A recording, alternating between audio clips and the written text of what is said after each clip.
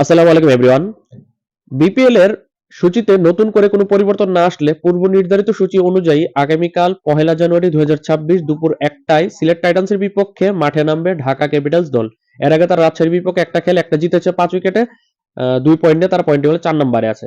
এখন সিলেট টাইটান্সের বিপক্ষে তাদের দ্বিতীয় ম্যাচে তাদের একাদশটা কিরকম হবে সেটি নিয়ে যদি কথা বলি, তাদের একাদশে ২টা পরিবর্তন হবে, যার মধ্যে কমপক্ষে একটা পরিবর্তন তো হবেই। ২টা পরিবর্তন হওয়ার সম্ভাবনা বেশি যদি ইফস এন্ড বাটস মিলে যায়। এবং ২টা পরিবর্তন হবে, ৭ জন দেশীয় ক্রিকেটারের একটা কনফার্ম পরিবর্তন হবে, ৪ বিদেশির মধ্যে একটা পরিবর্তন হতে পারে। তারা কারা সেটা তো বলবোই। তার আগে যদি আমরা সবশেষ গত ম্যাচে ঢাকার একাদশটা দেখি রাজশাহীর বিপক্ষে, সেখানে ওপেন করেছিল সাইফ হাসান এবং উসমান খান, ৩ আব্দুল আল মামুন, ৪ নাম্বার থেকে যথাক্রমে মোহাম্মদ মিথুন, নাসির হোসেন, শামীম হোসেন পাটোয়ারি, সাব্বির রহমান, ইমাদ ওয়াসিম, সাইফুদ্দিন, সালমান মির্জা এবং জিয়াউর রহমান শারিফি। এখানের মধ্যে শারিফি, সালমান মির্জা, ইমাদ এবং উসমান এই ৪ জন হচ্ছে বিদেশি ক্রিকেটার, বাকি ৭টা দেশীয় ক্রিকেটার। ৭ দেশের মধ্যে একটা পরিবর্তন হবে কনফার্ম, কারণ দলের সাথে জয়েন করেছে দলের সবচাইতে বড় তারকা স্পিড স্টার তাসকিন আহমেদ। যদিও প্রথম ম্যাচ থেকে তার খেলার কথা ছিল, শারজাহ ওয়ারিয়র্সের হয়ে খেলে বাংলাদেশে এসে যথাসময়ে বাংলাদেশে এসেছিল, কিন্তু তার সন্তানের অসুস্থতায় সে দলের সাথে জয়েন করতে পারেনি। তবে স্বস্তির খবর হচ্ছে আজকের প্র্যাকটিস সেশনে তাকে দেখা গিয়েছে এবং আগামীকালকার সিলেটের বিপক্ষে একাদশে তাকে কনফার্ম দেখা যাবে। সেক্ষেত্রে একটা দেশীয় ক্রিকেটার তো বাদ পড়ছেই। এখন যদি আমরা দেশীয় ৭ জন দেখি, এর মধ্যে থেকে ওপেনার সাইফ হাসান তো একাদশে কনফার্ম থাকবে, জাতীয় দলের সহ অধিনায়ক। তারপর অধিনায়ক মোহাম্মদ মিঠুনও একাদশে থাকবে কনফার্ম, এই দুটো তো পরিবর্তন হবে না।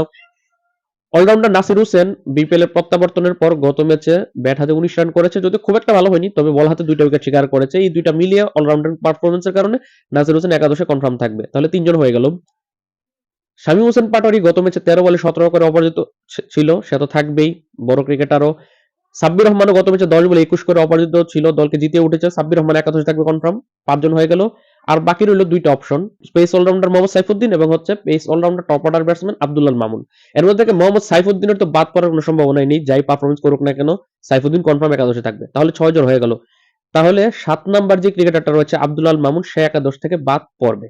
তবে এখানে একটা অনেকের মনে প্রশ্ন জাগতে পারে, গত ম্যাচে ঢাকা ক্যাপিটালসের সর্বোচ্চ রান স্কোরার ছিল এই আব্দুল আল মামুন, ৩৯ বলে ৪৫ রান করেছিল। তাকে বাদ দেওয়া কি ঠিক হবে কিনা?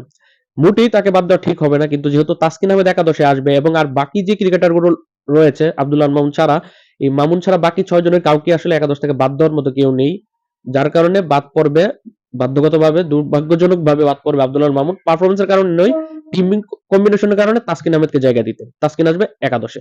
অনেকের মনে প্রশ্ন জাগতে পারে আব্দুল আল মামুন ব্যাটসম্যানের জায়গাতে তাসকিন আসছে কারণ টিম কম্বিনেশনের কারণে এরকম হচ্ছে। বিদেশি ক্রিকেটার একটা পরিবর্তন হতে পারে, সেটা হচ্ছে আপনাদের সকলের মনে থাকার কথা, এই দলের মধ্যে ওপেনার ব্যাটসম্যান হিসেবে বিদেশি উসমান খানের পাশাপাশি অ্যালেক্স সেলসকে তারা দলে ভিড়েছিল, পাশাপাশি শেষ দিকে এসে রহমানুল্লাহ গুরবাজকে দলে ভিড়েছিল। গুরবাজ অ্যালেক্স সেলসের মতো ২টা তারকাকে দলে ভেড়ানোর পেছনে সবচেয়ে বড় যে কারণটা ছিল সেটা ছিল আইএল টি-20 শেষ করে এই দুইজন ক্রিকেটার ২টা দলে ছিল যে আগে দেশে আসবে। আমরা সকলেই জানি আইএল টি-20 তে গালফ জায়ান্টসে খেলছিল গুরবাজ এবং তার দল লীগ পর্ব থেকে ছিটকে গেছে। ২৮ ডিসেম্বরের পরই তার দল ছিটকে গেছে, যার কারণে গুরবাজই প্রথম দেশে এসে ঢাকা ক্যাপিটালসের দলে জয়েন করবে। অন্যদিকে অ্যালেক্স সেলসের দল তারা প্লে অফে উঠে গেছে, তাই সে আরো পরে আসবে। এখন গুরবাজ এখনো দলের সাথে জয়েন করেছে কিনা, আমি যখন ভিডিওটা শুট করছি এখনো আমি শিওর না। তবে ম্যাচের আগে তার জয়েন করার কথা রয়েছে, কারণ ঢাকা ক্যাপিটালসের সিইও আতিক ফাহাদ অনেকে বলেছিল হেলস অথবা গুরবাজ যেই আগে তার আইএল টি-20 শেষ করবে তাকে তারা দ্রুত ম্যাচের আগে উড়িয়ে আনবে। এখন পর্যন্ত গুরবাজের দলের সংযুক্তির বিষয়টা আমি শিওর না, তবে যদি গুরবাজ দলের সাথে সংযুক্ত হয় সেক্ষেত্রে গুরবাজ একাদশে আসলে একটা বিদেশি ক্রিকেটার বাদ পড়বে। সেক্ষেত্রে কে বাদ পড়তে পারে? ওপেনার ব্যাটসম্যান উসমান খানের তো বাদ পড়ার কোনো সম্ভাবনা নেই, দলের অন্যতম বড় তারকা।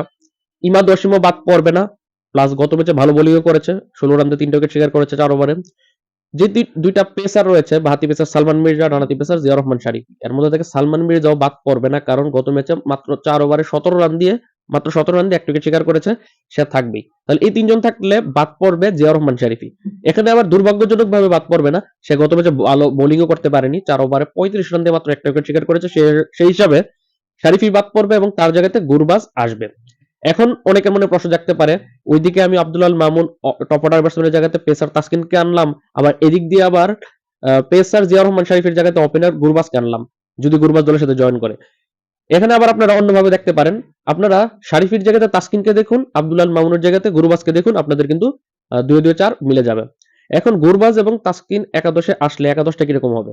ওপেনার ব্যাটসম্যান সাইফ এবং উসমান খান তো আছে, এখন গুরবাজ ওপেনার ব্যাটসম্যান, সেক্ষেত্রে ৩ জনের মধ্যে তো গুরবাজ, সাইফ এবং উসমানের মধ্যে যে কোনো ২ জন ওপেন করবে। সেক্ষেত্রে গুরবাজ কনফার্ম ওপেনিং এ নামবে, তার ওপেনিং পার্টনার সাইফ নাকি উসমান সেটা দেখার বিষয়। তবে যেহেতু জাতীয় দলে প্রায় সময় সাইফকে 3-এ দেখা যায়, সেই হিসাবে ওপেনিং করতে দেখা যেতে পারে গুরবাজ এবং উসমানকে, 3 নম্বরে সাইফকে দেখা যেতে পারে। সেক্ষেত্রে 4 নাম্বার থেকে সব সিরিয়ালই থাকবে আগের মতো, অর্থাৎ মোহাম্মদ মিথুন, শামীম হোসেন পাটোয়ারি, নাসির হোসেন, সাব্বির, তারপর বাকি যারা যেভাবে ছিল ইমাদ ওয়াসিম, মোহাম্মদ সাইফুদ্দিন, তারপর তাসকিন আহমেদ এবং সবশেষে নামবে সালমান মির্জা।